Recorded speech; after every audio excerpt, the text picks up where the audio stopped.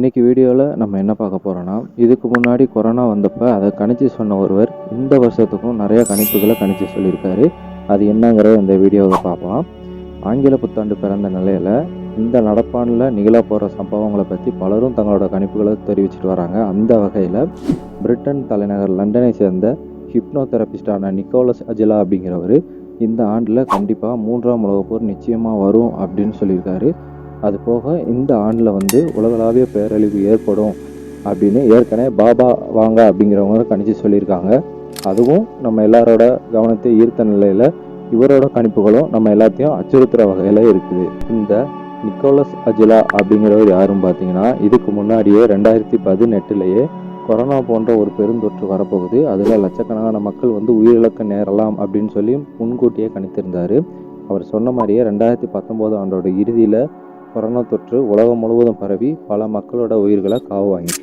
அதுபோக Donald Trump தேர்தல் வெற்றி, செயற்கை நுண்ணறிவோட எழுச்சி, அதுபோக நோட்ரோடம் கதீட்ரலில் ஏற்பட்ட தீ விபத்து, ரோபோ படைகளின் வளர்ச்சி, இது எல்லாருமே அவரோட கணிப்புகளில் குறிப்பிட்டிருந்தது. அவருடைய தற்போதைய கணிப்பும் ரொம்ப முக்கியத்துவம் வாய்ந்ததாக கருதப்படுது. அதே மாதிரி இந்த 3ஆம் உலகப் போர் அப்படிங்கிறது 2025 கண்டிப்பாக நிகழும் அப்படின்னு சொல்லியிருக்காரு. அதே மாதிரி இந்த 2025ஆம் ஆண்டு அப்படிங்கிறது ஒரு இரக்கமே இல்லாத ஆண்டாக இருக்கும் அப்படின்னு சொல்லியிருக்காரு. எதெல்லாம்னா, மக்கள் ஒருவருக்கொருவர் மதம் தேசியத்தை சொல்லிக்கிட்டு மாறி மாறி அடிச்சுக்குவாங்க.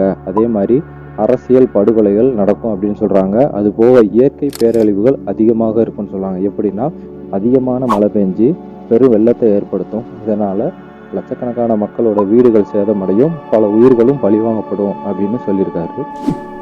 அதுபோக காலநிலையில் பல மாற்றங்கள் ஏற்பட்டு பூமியோட வெப்பம் அதிகரித்து பனிக்கட்டிகள் எல்லாம் உருகும். அதன் மூலமாக கடல் மட்டம் வேகமாக உயரும். பல நகரங்கள் நீரில் மூழ்கக்கூட அபாயம் இருக்குது அப்படின்னு சொல்லியிருக்காரு. ஏற்கனவே சென்னை நகரம் நீரில் கண்டிப்பாக மூழ்கும் அப்படின்னு நம்ம சைட்லேருந்து சொல்லியிருக்காங்க.